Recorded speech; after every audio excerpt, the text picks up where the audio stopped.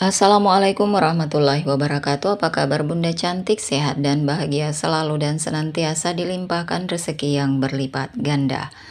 Amin. Kamu sudah menjadi jalang di Rial berapa tahun menantuku sayang? Tanya Yunita. Menatap Vita dengan angkuh. Tubuh Vita bergetar menahan tangis. Dia benar-benar tidak membayangkan situasi seperti ini. Melihat tingkah Yunita yang menyimpulkan anak rambut di belakang telinga Vita, membuat Rial bergidik. Sudah Nita, aku mohon hentikan, ucap Rial. Kamu membelanya di depanku mas, apa aku tidak salah dengar? Kata Yunita terkekeh. Sakit, rasanya benar-benar sakit menerima karma ini. Yunita yang tidak suka Alina, Rial membawa wanita yang katanya teman kecil Adnan yang dulu hendak dijodohkan. Membuat dirinya berambisi merusak rumah tangga anaknya. Hingga akhirnya Yunita lah yang merasakan rumah tangganya dirusak oleh perempuan lain, yaitu menantunya sendiri. Tidak, aku tidak membelanya. Aku hanya ingin kita selesaikan semuanya dengan baik-baik. Yunita bangkit dari duduknya. Apa anak itu anak yang dikandung Vita?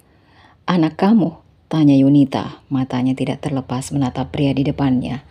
Rial yang terdesak, pria itu benar-benar pusing sekarang. Pusing menghadapi situasi seperti ini. Jawab, kata Yunita. Yunita mengepalkan tangannya, hingga jari tangannya memutih. Kukunya menusuk ke telapak tangan hingga berdarah. Rial yang masih diam itu mengangguk pelan. Vita yang melihat respon itu menutup mulutnya, yang terkejut. Mendapatkan respon seperti itu tentu air mata yang ditahan Yunita akhirnya menetes. Yunita menampar keras wajah Rial. Hal itu pertama kali ia lakukan selama pacaran. Sudah puas kamu menghancurkan rumah tanggaku, raung Yunita. Yunita yang melangkah, kakinya untuk keluar ruangan, tangannya dicekal oleh pria itu. Lepas brengsek. Air mata Rial mengalir. Vita terduduk lemas melihat apa yang sudah terjadi. Kenapa papa bilang semuanya ke mama? Isak Vita. Rumah tanggaku akan hancur dengan Mas Adnan kalau mama memberitahunya, Pak. Rumah tanggaku juga sudah hancur. Apa kamu tidak bisa berpikir? Seperti dunia sedang menertawakan Yunita yang menerima takdir sekejam ini. Sementara itu Adnan hanya fokus menatap laptopnya. Dia menunggu istri dan ibunya yang belum pulang. Mertuanya Iriana sangat amat gelisah saat tahu dari Adnan bahwa Vita seharusnya sudah pulang lebih awal. Adnan juga mengubah beberapa poin surat perjanjian di sela pekerjaannya. Dia menuruti keinginan Aliana. Irina memilih untuk di ruang tamu karena sudah larut. Dirinya berjalan berbolak-balik menunggu sang putri yang sedang hamil itu sampai ke rumah. Kamu kemana saja? Ibu dan suami kamu menanyakan dan menunggu kamu sedari tadi, ucap Iriana. Vita tersenyum kecut. Dia memeluk sang ibu, menahan dadanya yang sesak. Kamu kenapa? Tanya Adnan, menghampiri Vita. Sontak hal itu membuat Vita terdiam. Dia menelisik wajah suaminya yang seakan-akan tidak ada sesuatu yang ia cari. Kamu lihat mama enggak? Aku menelponnya tidak sambung terus. Vita hanya menggeleng. Adnan mendekat. Dia mengecek suhu tubuh istrinya yang terlihat pucat. Mungkin kecapean kali, Ad. Bisa jadi, Bu. Kalau gitu saya bawa Vita ke kamar. Adnan memapa Vita masuk ke dalam kamar mereka. Air mata Vita menetes. Kalau Vita berkata ibu mertuanya lebih baik tidak pulang, itu jahat tidak. Dia hanya ingin merasakan kehangatan keluarga ini. Itu saja. Kamu kenapa menangis? Enggak mas, aku enggak apa-apa. Aku cuma terharu karena kamu menyayangi anakku. Adnan mendesah pelan. Anak kamu? Itu kan anak aku juga. Kamu lupa? Oh, iya, maaf mas. Vita menggelengkan kepalanya. Aku yang lupa, karena ini anak kita. Ya sudah, tidur lagi. Aku ada urusan yang harus aku urus, ucap Adnan.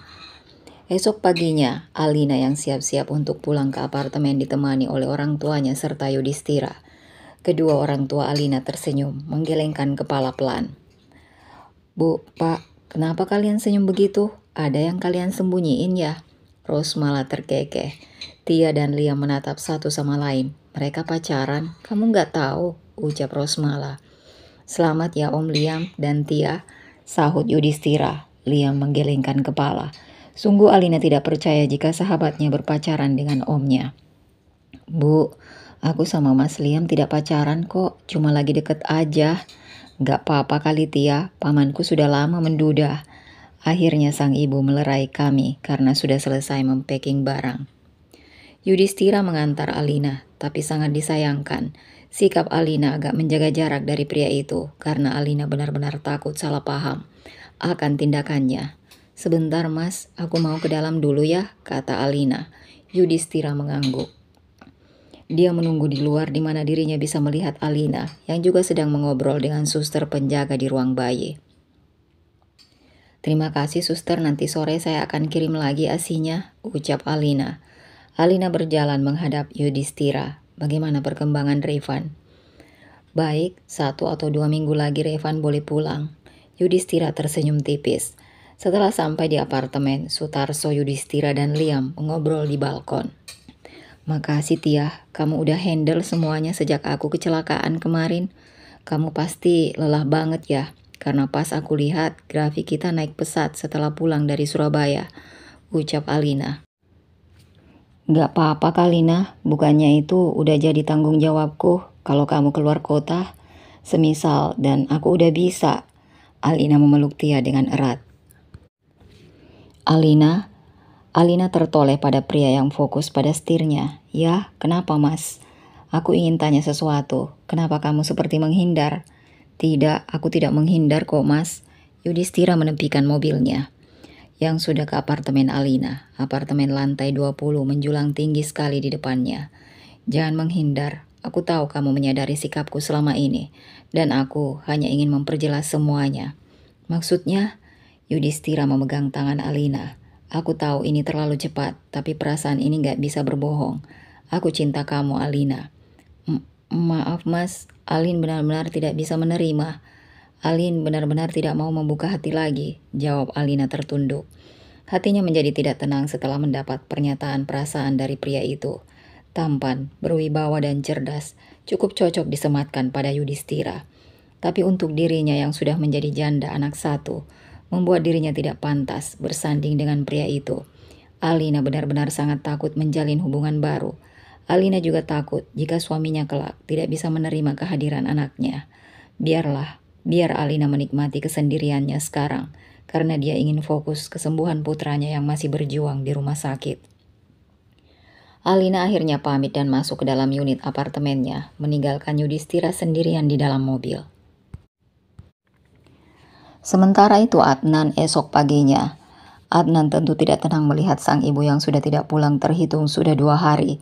Dia mencoba untuk menghubungi nomor itu, yang akhirnya berakhir tidak bisa dihubungi. Kemungkinan handphone Yunita sudah mati total. Vita sangat tahu kecemasan itu, karena Adnan sudah berbicara tadi malam kalau Yunita tidak mungkin menginap, dan ada kemungkinan juga menginap di hotel. Vita memeluk Adnan dari belakang. Vita sangat lega sekali, terlihat jelas di wajahnya karena keutuhan rumah tangganya masih terjaga. Namun dengan cepat berubah menjadi wajah khawatir setelah Adnan menatapnya. Kamu jangan khawatir gitu, pasti mama baik-baik aja kok, ucap Vita. Aku sangat khawatir Vita, aku harus menghubungi papa atau Alina yang barangkali mereka tahu keberadaan mama terakhir kali. Adnan melangkahkan kakinya keluar tempat halaman belakang. Menelpon Alina, hal yang paling utama karena selama di rumah sakit kemarin, ibunya itu sering menjenguknya. Halo Mas, ada apa? Ada mama di sana nggak nah? Tidak Mas, aku lagi di apartemen sama orang tuaku. Memang mama kenapa Mas? Adnan berjalan, seperti setrikaan. Apa mama terakhir ketemu bilang sesuatu sama kamu? Iya, 2 hari yang lalu mama bilang mau antar aku pulang, tapi tidak datang Mas. Kalau ada info dari mama, tolong kasih tahu aku ya nak, aku mohon. Alina bergumam sebagai jawaban. Iya Mas, Adnan langsung menutup komunikasi itu. Adnan mencoba untuk menelpon Derial. Bagaimanapun Adnan masih butuh bantuannya. Ada apa? Mama hilang Pak, maksud kamu? Mama belum pulang 2 hari, Papa bisa nggak suruh orang nyari mama? Adnan juga sudah mengerahkan orang suruhan Adnan buat nyari mama. Iya. Telepon itu tertutup. Sepihak oleh Derial, Adnan hanya bisa mendesah kasar melihat tingkah papanya yang tidak berubah.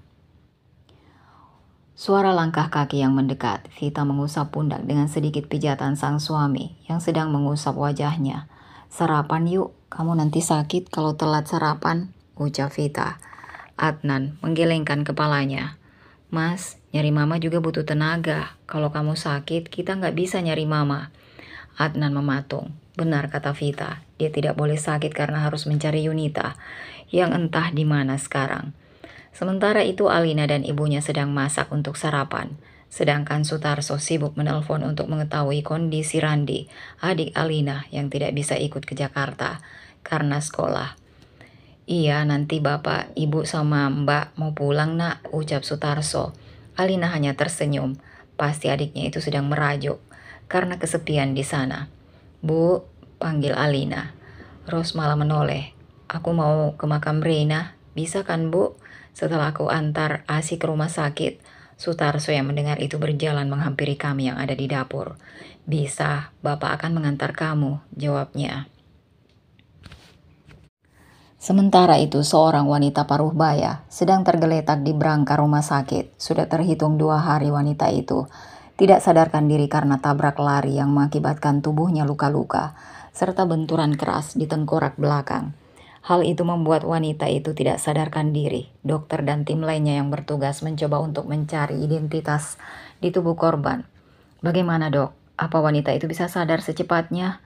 Belum, tapi masa kritisnya sudah lewat. Kita kesusahan mengidentifikasi. Karena jarinya yang luka juga. Kecelakaannya sangat amat parah. Kemungkinan ini bukan motif tabrak lari yang tidak disengaja. Imbu dokter. Alina? Suara bariton lelaki yang memanggil Alina saat mereka hendak masuk ke dalam apartemen orang tuanya. Alina menelan salivanya. Dokter Yudhistira ternyata belum pulang ke Bogor. Dia masih stay di Jakarta. Kamu mau ngobrol berdua? Tanya Sutarso. Alina tentu sangat tidak nyaman. Pak, di sini aja. Alin gak mau berdua. Yudhistira melihat itu tersenyum tipis. Pasti dia sudah membuat wanita yang dicintai itu tambah tidak nyaman. Tidak pak, saya cuma mau bilang kalau besok mau ke London. Alina melebarkan matanya. Dia kaget dengan ucapan Yudhistira. Saya mau melanjutkan studi S3 di sana. Alhamdulillah keterima sudah seminggu yang lalu. Jadi keberangkatannya besok. Itukah sebabnya Yudhistira menyatakan perasaannya. Dia ingin mengikat Alina untuk menjaga perasaannya sendiri. Tapi mana sanggup Alina menjalani hubungan jarak jauh. Dasar dokter satu ini. Kok cepet banget? Kamu mendadak bilangnya. Yudhistira menunduk. Maaf bu, saya kesini cuma mau pamit pada kalian. Dan terkhusus untuk kamu Alina. Aku akan menunggu jawaban yang pasti.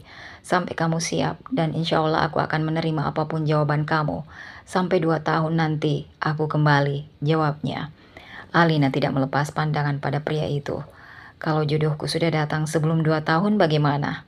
Tolong beritahu aku agar aku tidak selalu berharap dengan kamu. Alina termangu mendengar jawaban itu. Rosmala dan Sutarso tersenyum mendengar pernyataan Yudhistira. Kalau gitu saya pulang dulu, Bapak, Ibu, dan kamu Alina jaga diri baik-baik ya. Ucap Yudhistira mencium tangan kedua orang tua Alina. Sementara itu, Derial benar-benar cemas ketika Adnan memberitahu bahwa Yunita belum pulang. Hal itu membuat Derial benar-benar kalut. Terakhir mereka bertengkar hebat. Apa Yunita menyayat tangannya sendiri? Apa dia bunuh diri lagi? Pertanyaan itu yang terus berputar di otaknya. Derial bergegas menelpon orang suruhannya untuk mencari tahu keberadaan istrinya itu. Saya tidak mau tahu, cari di bar, hotel, atau rumah sakit, tegas Derial. Derial mengusap wajahnya. Dia libur hari ini dan memutuskan untuk ke rumah Adnan. Dia harus berbicara apa yang sebenarnya terjadi, walaupun dirinya tahu penyebabnya adalah Derial sendiri. Derial turun dari mobil, menatap rumah minimalis itu yang hanya dihuni oleh 4 orang. Di dalamnya dengan 3 kamar. Oh, Tuan Derial, ucap Iriana. Vita menghampiri tamu yang dibuka oleh bundanya. Dia meneguk ludahnya setelah tahu tamunya adalah papa mertuanya, selingkuhannya. Nyari Mas Adnan ya? Dad, maksudku, papa, kata Vita yang gugup. Iya, di mana anak itu? Sedang ke kantor polisi, sebentar lagi juga pulang. Duduk aja dulu, jawab Vita. Iriana memilih untuk masuk ke dalam kamarnya. Biarlah Vita yang mengurus ayah mertuanya itu. Vita membawa secangkir teh hangat untuk Derial. Kamu memberiku teh? jawab Vita dengan singkat. Lalu ia bangkit hendak ke dapur. Setelah meneguk itu, Derial berjalan ke dapur untuk menemui Vita. Sudah 2 hari dirinya tidak bertemu dengan perempuan itu, karena perdebatan bahwa Derial mengakui anak yang dikandung Vita pada Yunita membuat wanita itu mogok bicara. Derial mencoba menjaga sikapnya karena di sini ada orang lain, walaupun dirinya ingin sekali memeluk pinggang ramping itu. Astaga, sentak Vita yang terkejut melihat Derial berdiri di samping kitchen setnya. Derial hanya tersenyum tipis. Dia menyuruh Vita untuk melanjutkan aktivitasnya sambil mengobrol di sana. Vita yang sedang bikin cookies untuk cemilan tamu itu terus fokus. "Apa kamu bahagia dengan Adnan?" tanya Derial. "Aku bahagia. Sepertinya kamu lebih bahagia dengan Dedi." Hal itu membuat Vita membekap mulut Derial karena takut ibunya mendengar. "Dad," tegur Vita melebarkan matanya. "Sudahlah Dad, bisa kita berhenti. Mama kalau pulang dia akan memberitahu semuanya. Masing-masing rumah tangga kita akan hancur." Derial menghela nafasnya. Yang dikatakan Vita sangat benar. Rumah tangga mereka akan hancur jika semuanya terbongkar. Tapi sekarang Derial sudah terikat dengan anak yang dikandung oleh Vita. Bagaimana bisa dia melepaskan wanita itu? Sementara itu Yunita yang sudah berhasil melewati masa kritisnya, kini sudah terbangun, belum banyak bicara. Dia melihat sekelibatan ingatan di mana sebelum terjadi kecelakaan. Marah, kekecewaan, itu hadir di hatinya ketika tahu hubungan suami dan menantunya itu yang sudah dia ketahui.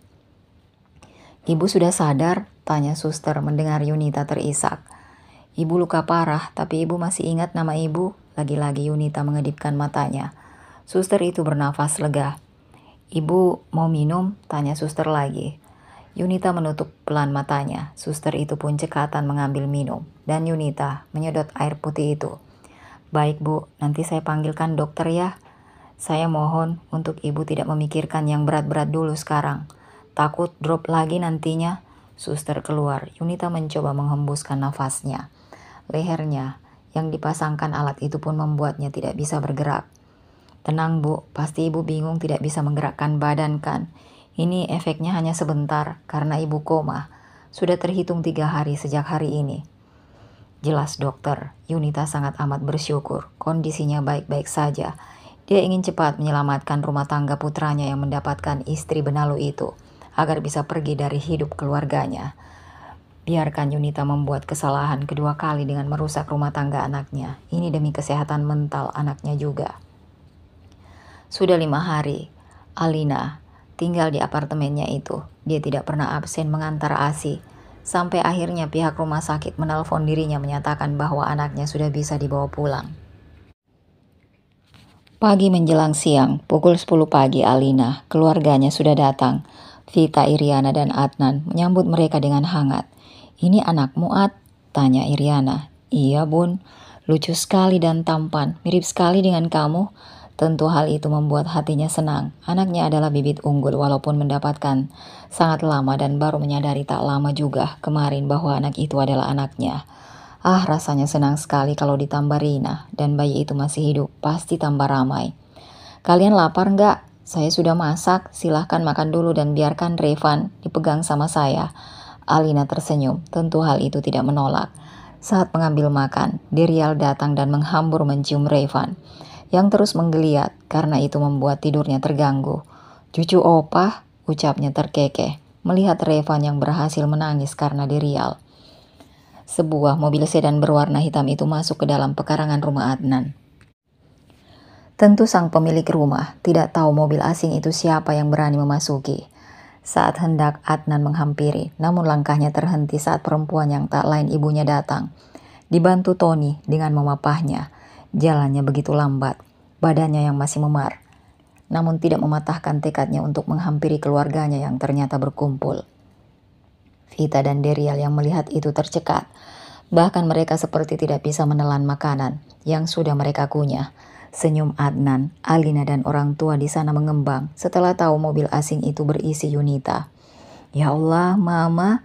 Adnan bergegas mendekati perempuan itu.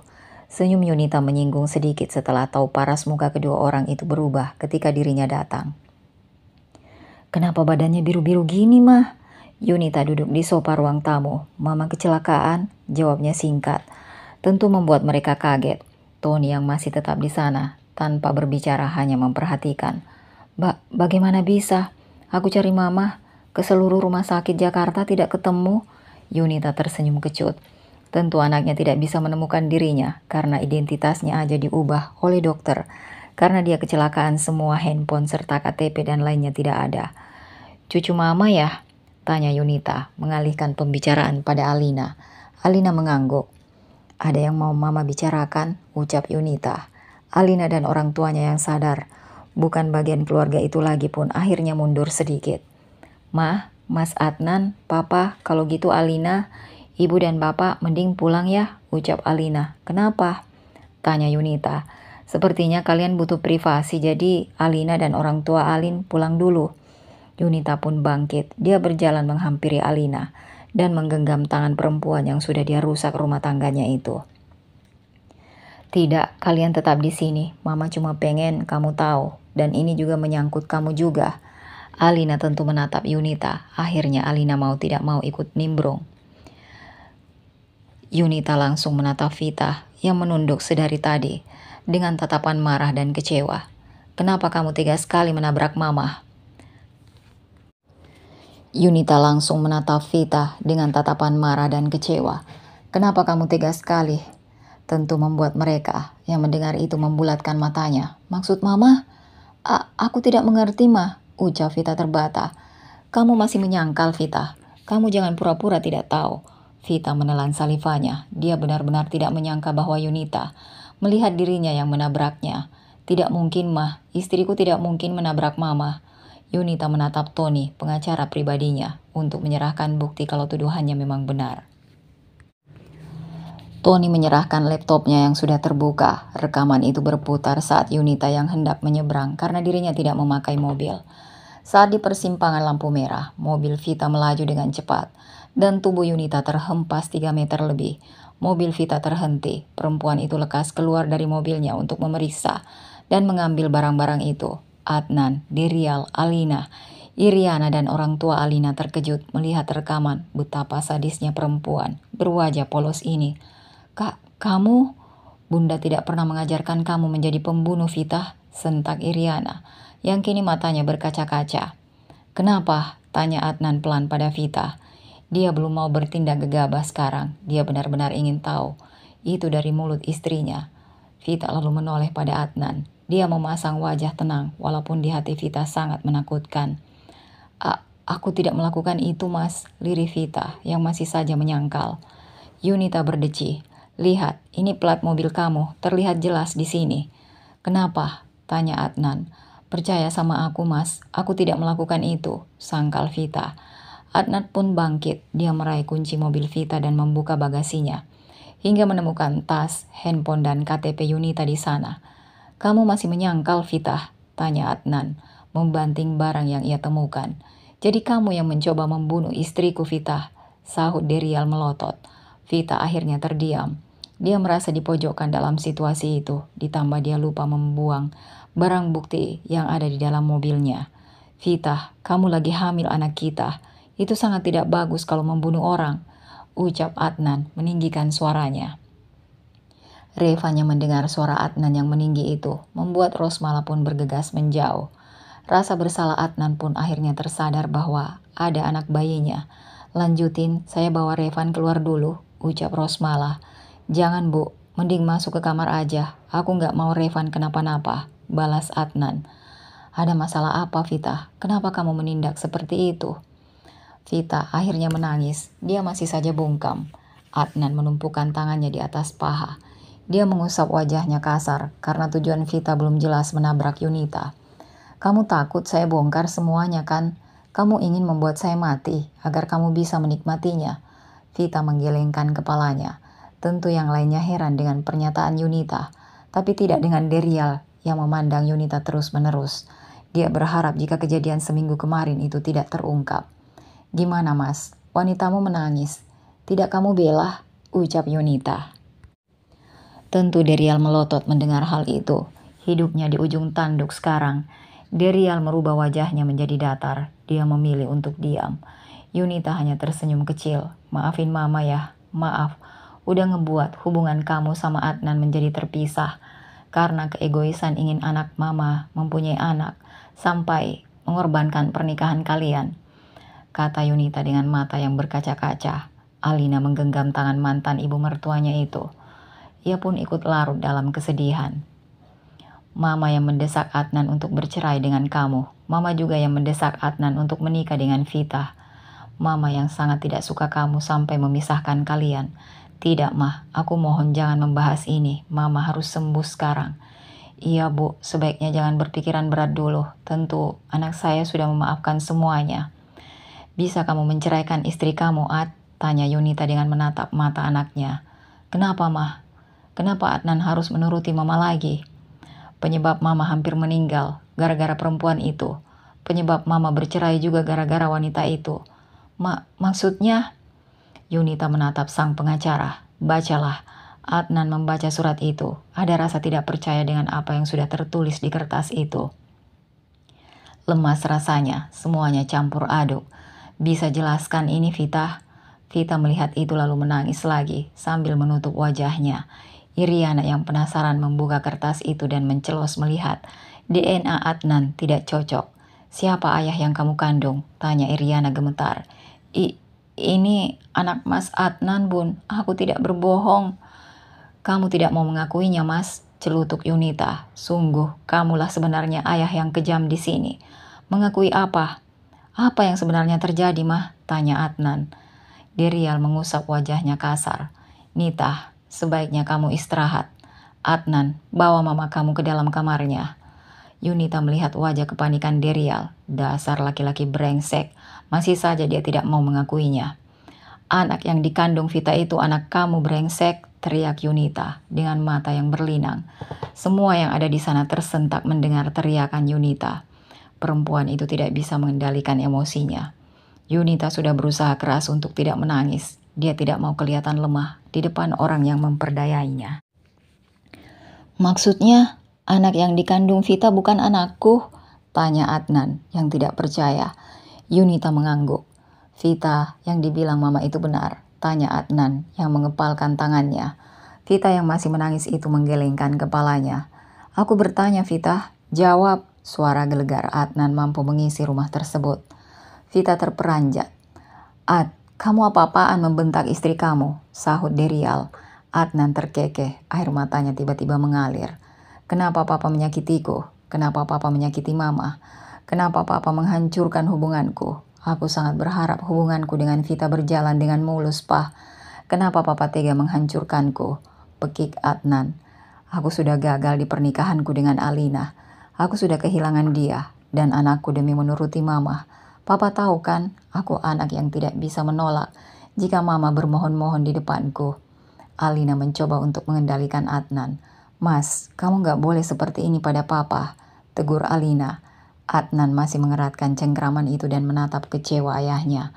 Jelaskan, apa yang dikatakan mama itu benar? Yah, yang mana? Adnan menutup matanya sebentar. Dia benar-benar mengontrol emosinya. Apa anak yang dikandung Vita itu anak papa? Derial melirik Vita. Tentu respon perempuan itu menggelengkan kepalanya. Iya, anak yang dikandung Vita, anak papa, jawab Derial. Tonjokan Adnan tidak meleset. Dia menonjok wajah mulus papanya bertubi-tubi. Alina terus menjerit. Dia mencoba melepaskan Adnan. Sutarso akhirnya mencoba memisahkan mereka. Rosmala yang menggendong Revan akhirnya keluar dari kamarnya. Brengsek, Adnan tidak menuruti papa. Adnan selalu tidak protes selama ini dijadikan boneka sama papa. Sutarso akhirnya berhasil memisahkan mereka. Vita menatap sang bunda. Iriana memasang wajah datarnya tapi sungguh. Vita sangat tahu di balik diamnya menyimpan kekecewaan yang besar. Bun, Vita memegang tangan Iriana yang mematung. Dia menatap lurus ke depan. Yunita melihat Vita yang mencoba memegang tangan ibunya akhirnya memilih diam. Bun, maafin Vita, isak Vita. Tiba-tiba saja Iriana menangkis. Dia menampar keras pipi putrinya. Putri satu-satunya yang ia banggakan. Pantas saja Iriana heran kenapa anaknya bisa membayar perawatan suaminya selama sakit yang tergolong tidak murah. Bun, lirih Vita, air mata Iriana mengalir. Sejak kapan kamu menjadi perempuan seperti itu? menjual tubuhmu yang bukan suamimu sendiri, bahkan saat kamu menikah. Semuanya hening. Kenapa kamu tidak menerima suamimu apa adanya, Vita? Kapan Bunda mengajarkan kamu seperti ini? Kamu sudah hampir membunuh ibu mertua kamu sendiri. Sekarang fakta yang terungkap sungguh menyakitkan Bunda, ucap Iriana meninggikan suaranya. Ya Allah, Bunda punya dosa apa? Di masa lalu sampai anak Bunda seperti ini. Iriana jatuh ke lantai. Tangisannya sungguh menyakitkan semua orang. Maafin Vita, Bun. Vita begini karena awalnya dari ayah. Adnan yang mendengar itu akhirnya terputar di mana selama ini istrinya tidak bilang tentang biaya rawat ayah mertuanya itu. Apa aku semiskin itu, Vita? Sampai kamu rela menjual tubuhmu pada ayah mertuamu sendiri? Maaf, Mas. Aku sanggup membiayai ayahmu, ucap Adnan dengan mata yang memerah. Apa kamu pernah bicara keluh kesahmu selama kita menikah? Tidak, padahal aku ingin sekali membantumu, membantu rumah sakit ayah mertuaku. Vita membeku, dia melihat nanar mata suaminya. Benar, seharusnya Vita membicarakannya semuanya pada suaminya itu. Dirinya malah memilih penawaran Derial. Maafkan aku, Mas, aku mohon maafkan aku. Adnan menangkis tangan Vita. Dia menatap mantan istrinya dan anak yang digendong oleh mantan ibu mertuanya. Alina, maafkan aku sudah mencampakkan kalian. Aku yang berdosa di sini karena kita sudah menikah, tapi aku masih dikontrol oleh keluargaku, isak Adnan. Tidak, kamu tidak salah, Mas. Aku sudah memaafkan kamu. Aku juga salah sudah menutupi semuanya sampai akhirnya Revan dan Rina lahir, balas Alina yang kini berkaca-kaca. Adnan menatap perempuan yang sudah melahirkan anaknya itu. Sungguh rasa penyesalannya sangat besar. Karmanya sekarang sudah dibayar tunai, bukan? Istrinya yang berselingkuh, ibunya yang diselingkuhi, serta ayahnya yang menyakitkan keluarganya. Lagi dan lagi Adnan merasakan kehancuran hidup rumah tangga. Kehilangan kedua kali yang lebih menyakitkan dari sebelumnya. Dia berharap semuanya akan baik-baik saja untuk dirinya dan orang sekitarnya. Ayo mah, kita pulang, ajak Adnan pada Yunita. Yunita mengangguk, dia bangkit dan berjalan ke arah Adnan. Biaya administrasinya sudah saya bayar, kamu tidak perlu khawatir. Dan untuk surat pengadilannya, saya akan urus sampai tuntas, ucap Adnan. Dan langsung keluar ruangan.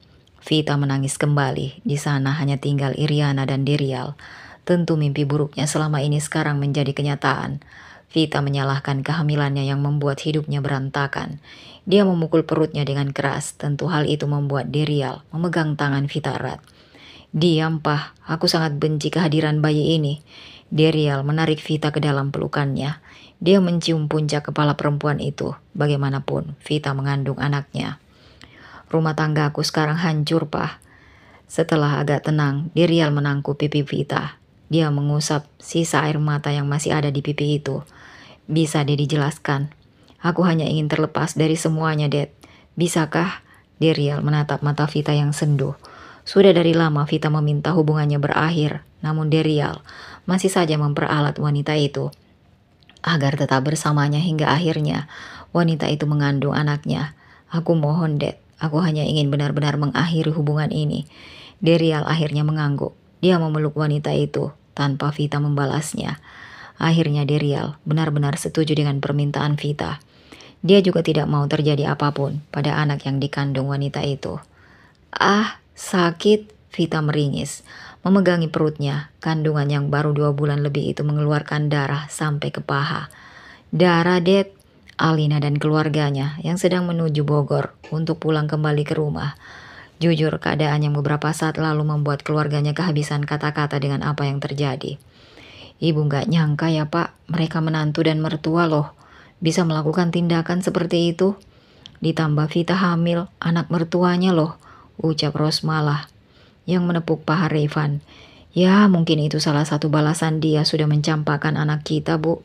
Balasan mereka berkali-kali lipat dari sakit hatinya anak kita. Justru Alin kesian, Pak, melihat Mas Adnan sehancur itu. Sutarso menengok Alina dan fokus kembali dalam mengendara. Sungguh hati Alina terbuat dari apa? Apa dia tidak merasakan sakit hati kah? Atau dirinya sudah berdamai dengan masa lalunya? 3 tahun kemudian, Rey, Jangan lari-lari nak. Alina yang melihat tingkah anaknya yang bercanda dengan ayahnya tentu membuatnya tersenyum. Anaknya begitu aktif dan cerdas. Bicaranya yang sudah lancar serta jalannya yang gesit membuat siapapun akan lelah mengejarnya. Sudahlah mas, mending kamu liatin Ray bermain, ajak Alina. Lihat dari jauh aja bisa kan? Tentu pria itu menghembuskan nafasnya pelan. Alina melihat keringat yang mengucur di samping dahi, membuatnya mengelapnya. Senyumnya tidak pernah hilang dari wajahnya, sungguh bahagia sekali. Alina, bangun. Kamu gak nganterin Revan sekolah?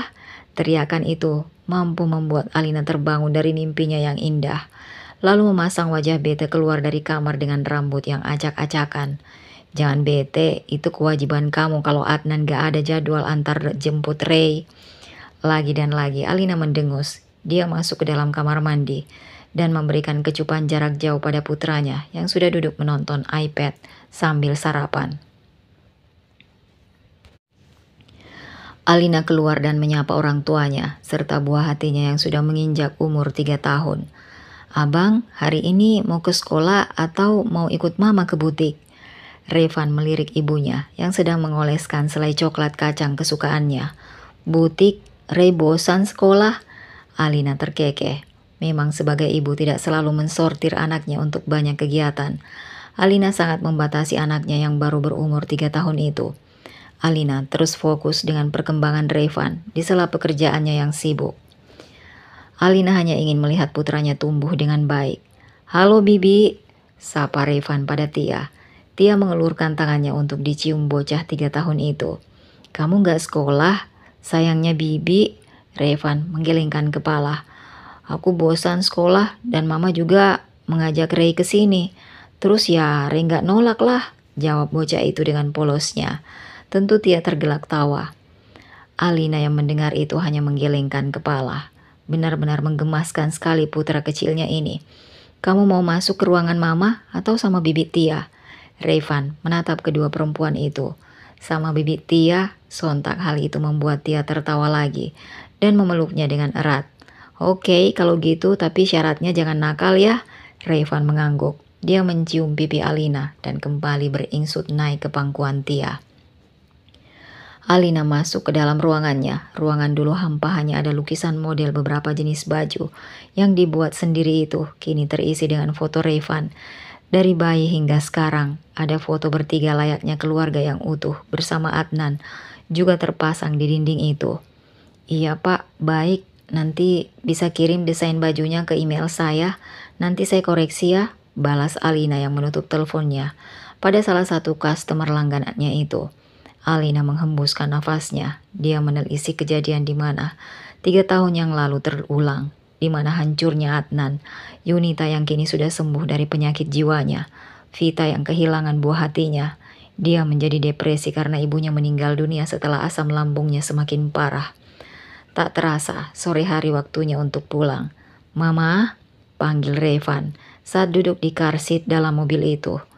Abi meminta aku untuk tahun baruan di Jakarta bersama Oma Yunita, ucap Revan. Boleh.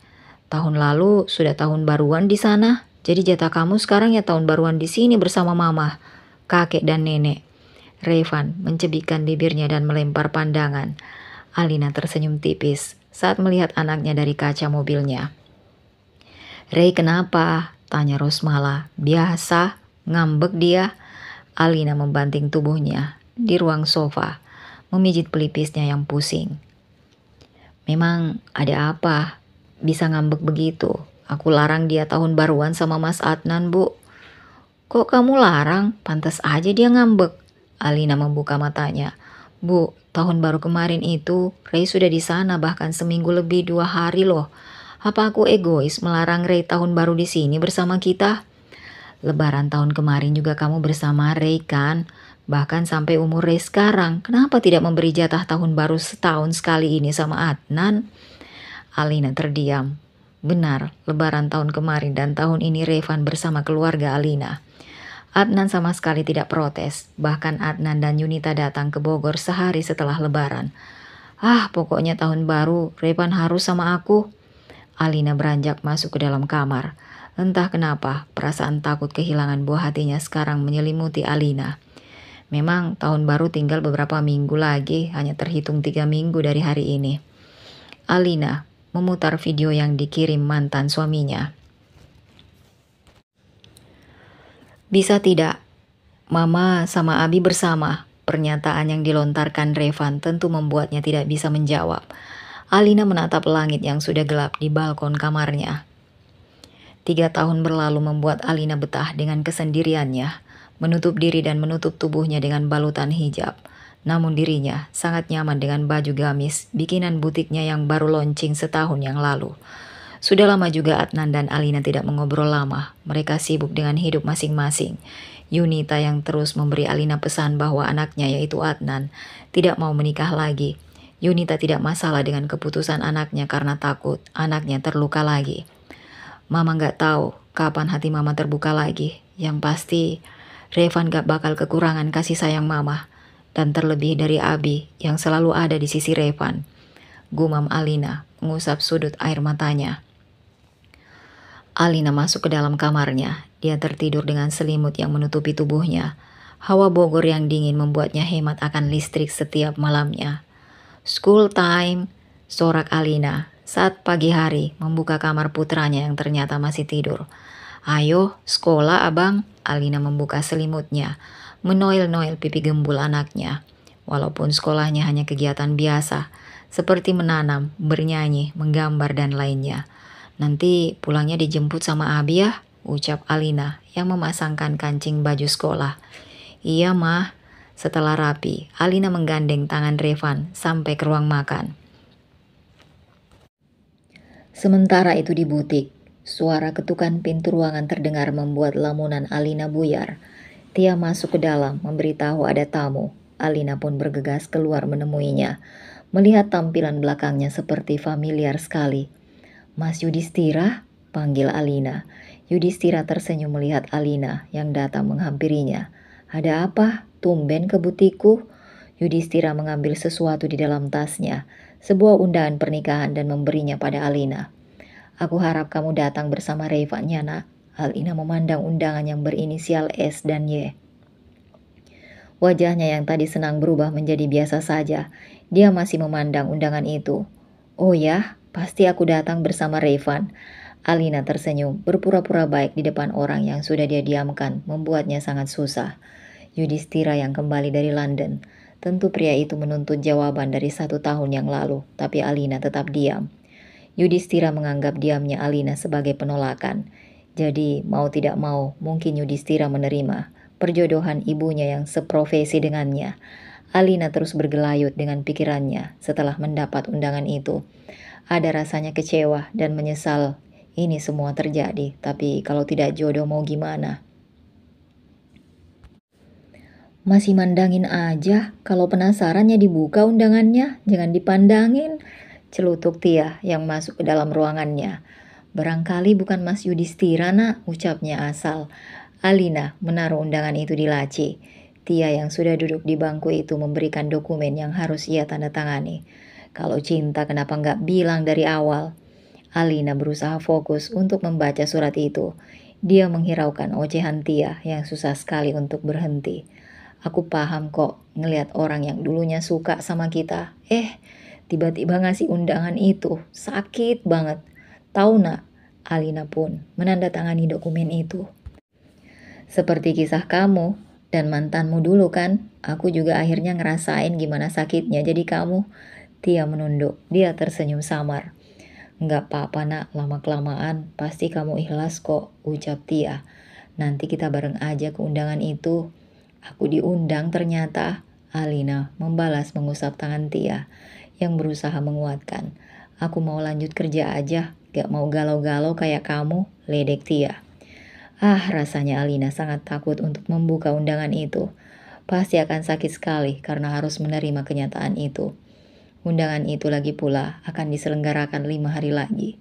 Alina dan Tia harus datang, hanya sekedar menghargai saja. 2 hari kemudian Adnan mengantarkan Revan ke rumahnya. Alina yang sibuk memotong, menanam dan menyiram bunga. Serta sayuran itu tentu menjadi salah fokus dengan kedatangan Adnan yang bahkan sudah memulangkan anaknya belum ada 3 hari. Alina menepuk tangannya. Mama, kok tumben kamu pulangin Revan sekarang? Bukannya hari Minggu malam kamu baru pulangin? Aku ada perjalanan bisnis ke luar negeri besok. Takutnya aku tidak sempat mengantar Ray ke sini. Alina akhirnya paham. Perjalanan bisnis Adnan juga cukup lama, sekitar seminggu atau 2 minggu baru pulang. Apalagi dia urus perusahaan sendiri seperti ayahnya dulu. Pasti sangat melelahkan. Mau makan dulu? Aku masak, ajaknya dengan ragu. Boleh, aku rindu masakan kamu. Akhirnya Adnan dan Revan makan malam bersama. Mama, makanan mama itu paling the best deh, puji Revan. Iya, masakan mama kamu itu tidak pernah gagal. Jadi Abi selalu nambah kalau mama kamu masak. Revan menatap wajah Abinya. Kalau Abi doyan masakan mama, kenapa Abi tidak kembali sama mama? Ucapan itu membuat Alina menurunkan tangannya yang tadi di atas meja, menjadi di bawah meja. Maaf ya, kalau sekarang Abi masih berusaha untuk kita menjadi keluarga utuh lagi, ucapnya sambil mengusap kepala Revan. Ray bisa sabar? Revan dengan polosnya mengangguk. Alina yang mendengar itu tentu terkejut dengan pernyataan Adnan. Alina dan Adnan sama-sama membangun tembok yang tinggi. Pria itu tidak mau mengenal orang baru lagi dan cintanya sama Alina selama ini masih ada. Jangan berbicara seperti itu lagi di depan Revan, Mas. Aku sangat tidak nyaman, ucap Alina yang menjalankan kakinya menuju mobil Adnan. Kenapa? Kamu tidak mau kita bersama lagi? Demi Revan, Al. Tidak bisakah kita seperti ini? Aku sudah nyaman seperti ini. Revan juga tidak kekurangan kasih sayang dari kamu sebagai ayahnya. Revan juga kelihatan bahagia tanpa kita bersatu lagi. Adnan menatap sendu perempuan di hadapannya. Ya sudah, aku berangkat lagi. Kalau ada apa-apa, telepon aku. Alina memandang pria itu yang masuk ke dalam mobilnya. Undangan yang ia terima 5 hari lalu, hari ini diselenggarakan. Tia yang sudah rapi dan sibuk berdandan membuat Alina tidak tenang. Alina harus mempersiapkan hatinya yang terluka lagi. Sudah siap? Alina mengangguk. Ke gedung mana? Tanya Alina. Tia yang berjalan menuju mobil itu terhenti. Kamu gak buka undangannya, nak? Ya udah, ikut aja. Aku yang nyetir ya, nak. Alina terus mengangguk. Mobil yang dikendarai Tia itu masuk ke dalam gedung mewah. Kok nggak buka undangannya sih? Kamu nggak penasaran isi dalamnya? Alina menunduk. Dia memainkan ujung tasnya. Tentu Alina menjadi ragu untuk masuk ke dalam gedung. Tia yang melihat sahabatnya itu sedang ragu, akhirnya memberi sedikit motivasi. Udah kali, namanya itu belum jodoh berarti. Alina mendelik menatap sahabatnya. Mama, Bibi, kita kapan masuk? Aku capek duduk di sini. Akhirnya Alina dan Tia keluar dari mobil. Alina melepaskan Revan dari car seat, merapikan sedikit dasi kupu-kupu anak itu, lalu menggandeng tangan mungil putranya. Langkah demi langkah Tia yang mengisi buku tamu, sedangkan Alina hanya memperhatikan Revan yang ada di sebelahnya.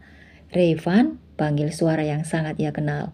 Saat mereka menoleh, ternyata Yudhistira. Alina hanya diam terpaku. Revan melepaskan genggaman tangan ibunya dan berlari menuju Yudhistira. Om ganteng. Yudhistira mengangkat tubuh anak itu. Alina hanya terpaku. Bukannya hari ini Yudhistira yang menikah? Kenapa pakaiannya biasa saja, bukan baju pernikahan? Makanya dibuka undangannya, ledek Tia. Kenapa kamu gak bilang sih, Tia? Desis Alina yang menahan kesalnya. Tia hanya terkekeh. Dia sebenarnya ingin tahu apa praduganya benar atau tidak, dan ternyata benar. Tia tentu bersyukur Alina masih mempunyai rasa itu, rasa takut kehilangan dan rasa cinta yang belum wanita itu sadari. Tapi sahabat dekatnya itu sadar, sesadar-sadarnya. Alina masih memperhatikan laki-laki yang membawa putranya sedang mengitari stand makanan. Mencicipi dan tertawa itu adalah kegiatan mereka. Yudhistira membawa piring yang telah diambilnya dengan menggenggam tangan Revan. Mau siomay? Tawar Yudhistira pada Alina. Mas, aku ingin tanya. Melihat wajah Alina yang serius, Tia membawa Revan untuk membuat mereka nyaman berbicara berdua. Tanya apa, nak? Kamu undang aku ke nikahan siapa, Mas? Bukannya kamu yang mau nikah? Tanya Alina. Kamu memangnya tidak membuka undangannya? Alina menggelengkan kepalanya. Ini pernikahan sepupuku. Aku mengundang kamu karena aku ingin memperkenalkan kamu ke keluargaku. Jelasnya tanpa basa-basi. Tentu hal itu membuat Alina melongo. Dirinya diperkenalkan di acara pernikahan. Hah? Tidak salah dengar kan? Maksudnya mas? Alina, mau berapa tahun pun kamu tidak memberi jawaban. Aku tetap menunggu kamu. Selama kamu masih sendiri, aku akan tetap sendiri. Alina mengerjapkan matanya, piring yang digenggamnya seketika ia taruh di meja sampingnya. Mas, tidak, kamu tidak harus seperti itu padaku. Kamu berhak bahagia dan kamu juga berhak mendapatkan yang lebih baik dari aku. Yudhistira menatap penuh kasih sayang perempuan di hadapannya. Kalau kamu tidak bahagia, apa aku akan bahagia nantinya? Alina, aku akan menunggu kamu sampai kamu buka hati lagi. Percayalah. Alina tidak memutuskan pandangan matanya. Jadi Alina salah sangka selama 5 hari kemarin. Ternyata yang menikah bukan Yudhistira, melainkan saudaranya yang perempuan. Bernama Shirley, menikah dengan Yanto. Mereka sepasang dokter. Ya, keluarga Yudhistira itu kebanyakan menempuh pendidikan kedokteran. Bahkan keluarganya mempunyai rumah sakit yang isinya, keluarganya semua. Mas, aku takut, bisik Alina. Tenanglah, bukannya kamu udah pernah ketemu ibuku saat kamu hamil, makan sate taichan? Balasnya berbisik. Alina menelan salivanya. Ya, memang dulu saat hamil, Revan dan Reina tidak sengaja bertemu dengan ibunya. Tapi itu dulu mas. Yudhistira hanya tersenyum saja sebagai respon. Bagaimanapun dirinya harus mengenalkan lebih jauh Alina pada ibunya. Mama, panggil Yudhistira kepada ibunya yang sedang duduk mengobrol dengan seorang pria. Sepertinya saudaranya. Hei, ini Alina yang waktu itu ketemu di sate taichan kan? Alina mengangguk. Dia tidak mencium punggung tangan ibu Yudhistira. Ya ampun nak, kamu tambah cantik. Kalau memakai jilbab, Ernie meneliti tubuh Alina. Dulu saat bertemu Alina tengah hamil dan sekarang tubuhnya kecil kembali seperti muda. Anakmu sekarang umurnya berapa? 3 tahun bu, lagi dibawa sama teman untuk makan. Ernie mengusap pundak Alina. Dia sangat tahu anak ini karena Yudhistira selalu menceritakannya. Dia siapa Tanya laki-laki sebelahnya. Dia teman dekat anakku Al. Kenalkan ini pamannya Yudhistira, namanya Satria. Setelah berkenalan singkat dengan keluarga besarnya, Revan berlari ketika melihat sosok Alina. Mama! Revan memeluk kaki Alina. Dia tergopoh-gopoh berlari menjangkau Revan yang begitu cepat larinya. Ernie yang melihat anak kecil itu langsung terdiam. Sedangkan Alina yang melihat respon itu hanya sama-sama terdiam. Rasanya benar-benar takut jika dirinya dan anaknya tidak diterima baik oleh keluarga itu. Revan mau pulang, ucap bocah itu. Alina berjongkok, mensejajarkan tingginya dengan Revan. Tapi acaranya belum selesai sayang. Ernie, Satria, dan Yudhistira memperhatikan interaksi ibu dan anak itu. Ini anak kamu yang waktu itu hamil? Iya bu, ini anak saya, jawab Alina gugup. Tampan sekali, ya ampun, puji Ernie. Revan mencium kedua orang tua itu tanpa suruhan Alina. Semuanya tersenyum melihat tingkah bocah 3 tahun itu. Kenapa tidak pulang diantar oleh anak saya? Alina tentu kaget mendengar hal itu.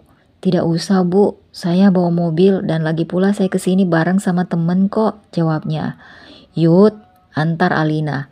Alina hanya terdiam. Tia akhirnya membuka suaranya. Nak, kamu bareng aja, biar aku yang bawa mobilnya. Alina akhirnya setuju untuk diantar oleh Yudhistira pulang ke rumah. Yunita yang sibuk menata makanan untuk sarapan pagi itu mendengar handphonenya berbunyi, menampilkan nomor asing yang ia yakini bahwa itu dari luar negeri. Yunita sempat berpikir bahwa itu temannya memakai nomor baru, jadi langsung mengangkatnya.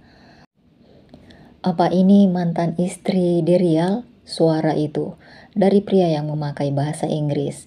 Iya, ini siapa? Yunita, saya Alex, sahabat Derial. Saya ingin mengabarkan bahwa Derial sudah meninggal dunia tadi. Yunita mendengar hal itu langsung terkejut dan mencoba untuk mendengarkan tanpa ada celaan. Memangnya Derial sakit apa selama di sana? HIV, Saya juga ingin mengantarkan mayatnya ke Indonesia. Apa boleh? Tidak, biarkan dia dikuburkan di sana. Saya sangat terima kasih Alex sudah menghubungi saya. Tak berlangsung lama, Yunita langsung menutup telepon itu. Tangannya gemetar setelah mendengar hal itu, membuat Yunita berdiri bertumpu pada meja, menopang bobot tubuhnya. Dia mencoba tenang, dan Adnan yang merasa Yunita berbeda itu akhirnya menyahutnya. Yunita bercerita tentang apa yang terjadi. Adnan sudah kehilangan ayahnya, dan Adnan juga setuju dengan tindakan Yunita yang menolak jasad Derial dimakamkan di Indonesia.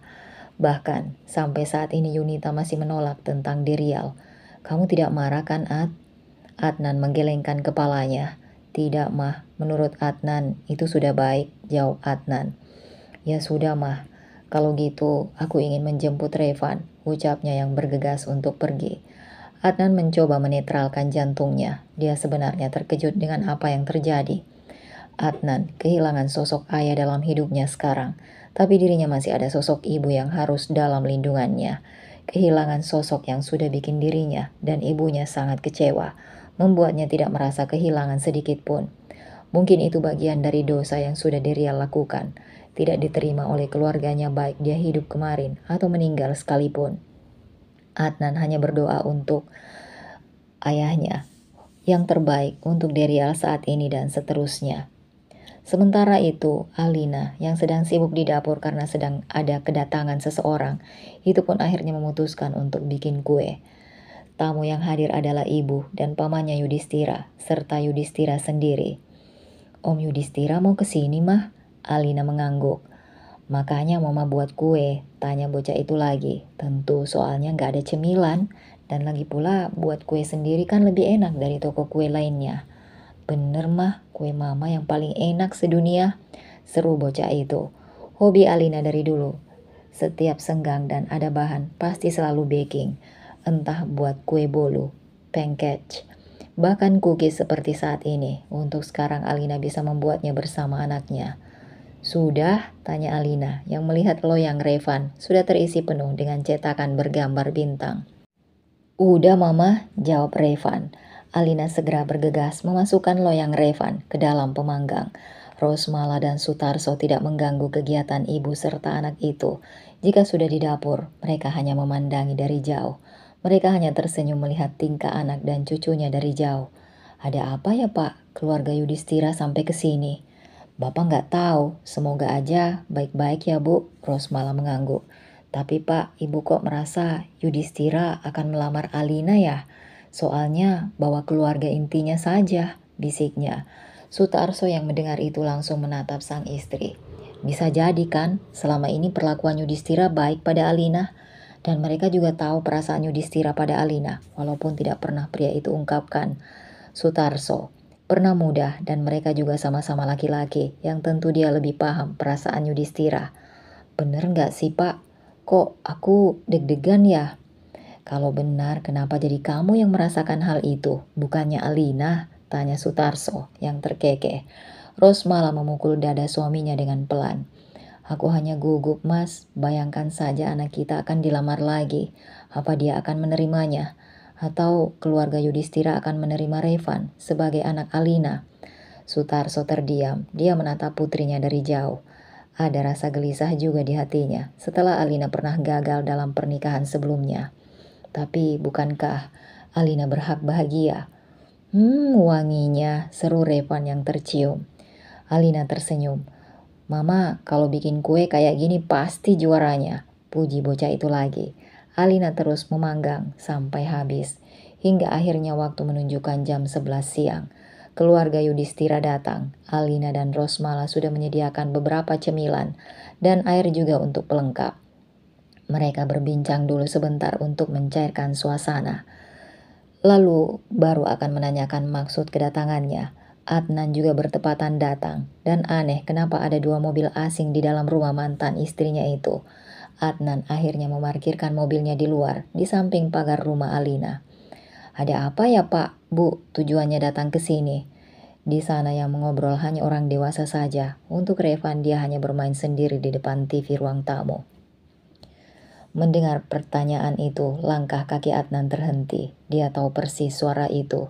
yaitu dari mantan mertuanya. Siapa yang datang? Kenapa perasaannya tiba-tiba tidak enak? Saya selaku om dari Yudhistira. Adnan mengerjapkan matanya. Yudhistira, batinnya. Saya selaku om dari Yudhistira ingin menyampaikan niat baik anak saya ini dari lama, Pak, Bu, dan Alina. Alina mencoba untuk mengenyahkan pikirannya itu. Dia berharap tidak seperti apa yang ia bayangkan. Niat baik apa ya, Pak?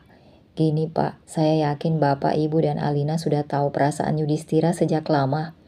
Saya ingin sekali sebagai wali Yudhistira ingin melamar Alina untuk ponakan saya, jelas Satria.